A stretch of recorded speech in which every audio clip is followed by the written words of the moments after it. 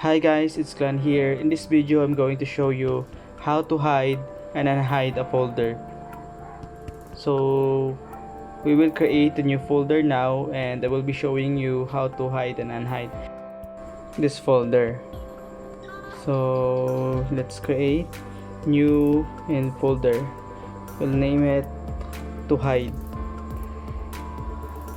To hide. We have now a new folder. What we're going to do is to right click this folder and go to properties. In properties, you will see a hidden option. Just click check and click apply and OK. As you can see, the folder is gone.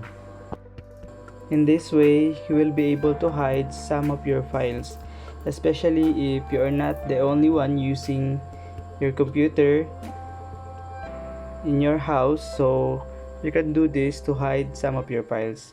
So now I will be showing you how to unhide it. To unhide our file, just go to this PC and go to view and go to show and click the hidden items. Once you click that, the file you hidden is now visible in your desktop. So as you can see, this is the file that we hide. It is now visible but it's actually transparent.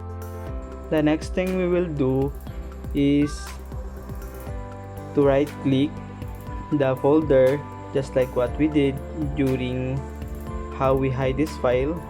So right click and go to properties, and as you can see, we will uncheck the hidden option and click apply and click OK.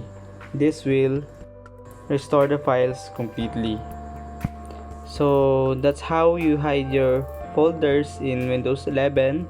If you learned something in this video, please don't forget to subscribe my channel and click the notification bell below. See you in my next video. Goodbye and God bless.